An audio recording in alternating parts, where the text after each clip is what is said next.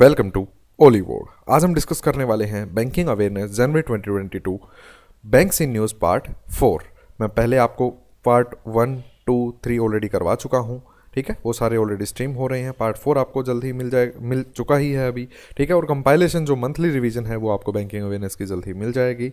और इसके बाद मैं आपको फैब का फर्स्ट पार्ट भी आपको जल्द से जल्द अभी प्रोवाइड करवाने की कोशिश करूँगा, ताकि हम रूटीन में रहें, इकट्ठे रहें। मैं सबसे लास्ट में इसलिए प्रोवाइड करवाता हूँ आपको, ताकि आप बाकी चीज़ें मिस ना करें, क्योंकि इसमें मैं अवार्ड्स नहीं करवाता, अपॉइंटमेंट्स नहीं करवाता।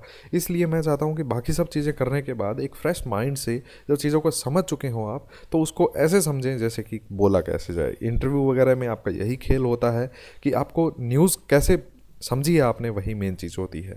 ठीक है, तो अगर आपको लगे कि वीडियो में कुछ खास था तो सब्सक्राइब करके बेल आइकन दबाने का डिसीजन आप लास्ट में ले सकते हैं। सबसे पहले न्यूज़ आपको दिख रही है, RBI offered overnight liquidity. Overnight liquidity मतलब इमरजेंसी में लिक्विडिटी जो प्रोवाइड करवाई जाती है उसे ओवरनाइट लिक्विडिटी बोला जाता है। लिक्विडिटी मतलब कैश फ्लो, एक तरीके से मान लीजिए कि कैश आप बाजार में रखते हैं। ठीक है, तो आरबीआई ऑफर कर रहा है overnight liquidity to banking system of India with कितने रुपए की overnight liquidity? 75,000 crore against banks bid of around 1.37 lakh crore through variable repo rate auction. VRR की फुल फॉर्म पूछी जा सकती है, variable repo rate.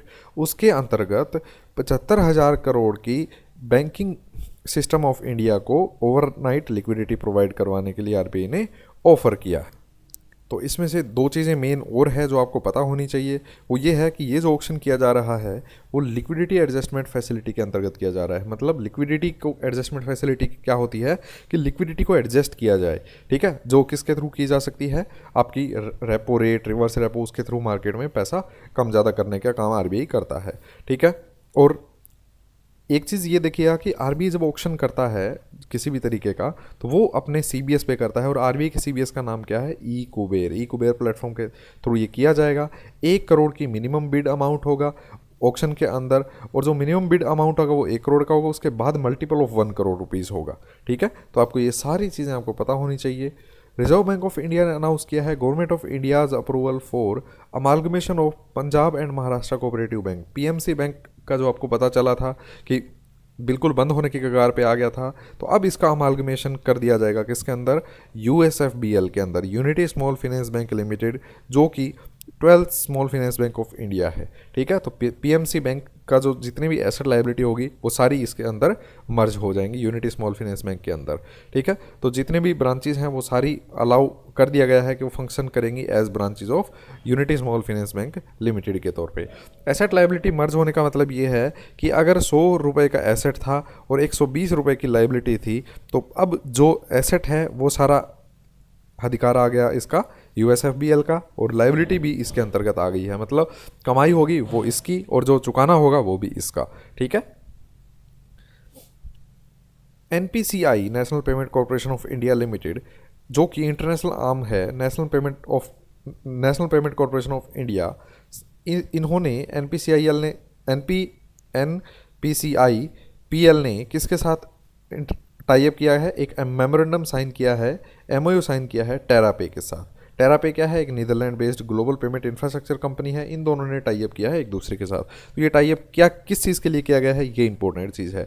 This partnership will allow Indians with an active UPI मतलब unified payment interface, UPI ID जब होगी active ID, ठीक है, to receive real time international payments के लिए टाई अप किया गया है एनपीसीआईएल का। मतलब इसको वैसे तो एनपीसीआईएल मैं बोल रहा हूँ, ठीक है, वैसे नाम इसका क्या है? NIPL। ठीक है, एनपीसीआई इसका अकेले का, इंटरनेशनल पेमेंट्स लिमिटेड। ठीक है, तो ये टेरापे जो होगा, जो फुल इसमें क्या लिखा गया है? Receive real time international payments through into their bank accounts via TerraPay's fully regulated secure scalable and efficient channel. TerraPay ये सुविधा देगा कि इंटरनेशनल पेमेंट्स आप रियल टाइम में ग्रहण कर पाएंगे अपनी यूपीआई आईडी के थ्रू। तो यूपीआई आईडी किसका हक है? एनपीसीआई का, और जो ये प्रोवाइड करवाएगा वो टेरापे, इसलिए दोनों के द्वारा टाई अप किया गया है। State Bank of India listed it's first $, कितने रुपए का फॉर्मोसा बॉन्ड जारी किए गए हैं स्टेट बैंक ऑफ इंडिया के द्वारा? $300 मिलियन, 300 मिलियन डॉलर के फर्मोसा बॉन्ड, एक मसाला बॉन्ड होते हैं, फर्मोसा बॉन्ड। तो आपको इन चीज़ों के डीप में नहीं जाना है, अगर आप आरबी ग्रेड बी की तैयारी कर रहे हैं फिर कोई बात नहीं, ठीक है। तो फर्मोसा बॉन्ड जो हैं ऑन INX, इंडियन INX, एक होता है NCDX, ठीक है, एक आपका गोल्ड एक्सचेंज भी होता है, ठीक है। मतलब कमोडिटी मार्केट के अंदर आप गोल्ड सेल ट्रेड कर रहे हैं, या आप नेशनल, जैसे ये NCDX है, ठीक है। तो इनमें अलग अलग तरीके की ट्रेडिंग होती है, वो ज़रूरी नहीं है कि पैसे के ही ट्रेडिंग हो शेयर्स के अंदर, वो आपकी कोई कोर बैंकिंग इंडस्ट्री जो है, ठीक है, उसमें आप किसी भी तरीके के बॉन्ड्स आप जारी कर सकते हैं, जैसे कि आप मसाला बॉन्ड जारी कर सकते हैं। मसाला बॉन्ड क्या होता है ये कमेंट करके मुझे बताइएगा, वरना मैं बताऊंगा। इंटरव्यू जिसका है उसे भी पता होना चाहिए कि बॉन्ड क्या होता है और मसाला बॉन्ड क्या है, ये दोनों नाम फेमस हैं, ठीक है। तो जो आपके अलग अलग एक्सचेंजेस होते हैं वो क्या करते हैं, आपको सुविधा देते हैं कि आप अपनी कमोडिटीज़ को ट्रेड कर सकते हैं। वो कमोडिटी कोई रुपया भी हो सकता है, वो कोई कमोडिटी मान लेते हैं सीमेंट भी हो सकती है, वो गोल्ड भी हो सकता है, वो सिल्वर भी हो सकता है, वो किसी भी तरीके की कमोडिटी हो सकती है, ठीक है। State Bank of India became the first Indian entity to make money through Formosa bond. Formosa bond के थ्रू पैसा बनाने वाली पहली इंडियन कंपनी कौन बन गई है, पहली इंडियन एंटिटी कौन बन गई है, स्टेट बैंक ऑफ इंडिया। कितने पैसे कमा लिए हैं इससे, 300 मिलियन US डॉलर कमा लिए हैं, उठा लिए हैं इंडियन इंटरनेशनल एक्सचेंज से, ठीक है। Through the issuance India INX become the first exchange in international finance service centre to list Formosa bond issued by State Bank of India. तो ये किसके द्वारा इशू किए गए थे, स्टेट बैंक ऑफ इंडिया के द्वारा। और बॉन्ड क्या होता है, जिसके थ्रू डेट में पैसा उठाया जाता है। पैसा उठाना जो होता है मतलब पैसे की ज़रूरत है और बॉन्ड के थ्रू पैसा उठा लिया गया है, मैच्योरिटी वैल्यू दे दी गई है कि इतने तारीख को इतने पैसे आपको इसके मिल जाएंगे। हेडक्वार्टर कहाँ पे है स्टेट बैंक ऑफ इंडिया का, मुंबई, महाराष्ट्र, नरीमन पॉइंट। IIFL, आपने सुना होगा IIFL गोल्ड लोन्स वगैरह प्रोवाइड करवाता है। तो IIFL फिनेंस एक नॉन बैंकिंग फिनेंस कंपनी है जो बैक्ड बाय, मतलब पेरेंट कंपनी कौन सी है, Fairfax and capital group. Appointed chairman of state Bank of India, जो पहले चेयरमैन रह चुके हैं स्टेट बैंक ऑफ इंडिया के, अरुण कुमार पौरवर जी को एज इट्स न्यू चेयरमैन के तौर पर इन्हें अपॉइंट कर दिया गया है IIFL फिनेंस के द्वारा, ठीक है। तो ये इंपॉर्टेंट चीज़ है, याद रखिएगा। और ये चेयरमैन ऑफ IBA भी रह चुके हैं, Indian banks association, during 5-6। Reserve Bank of India imposed several restrictions on Indian Mercantile Cooperative Bank Limited। इसका हेडक्वार्टर कहाँ पे है, लखनऊ, यूपी के अंदर है, याद रखिएगा। किसके ऊपर रिस्ट्रिक्शंस लगाई है, India mercantile cooperative bank limited के ऊपर, including a cap of 1 lakh rupees on withdrawal. 1 lakh रुपए ही विड्रॉल कर पाएंगे कस्टमर्स, ठीक है।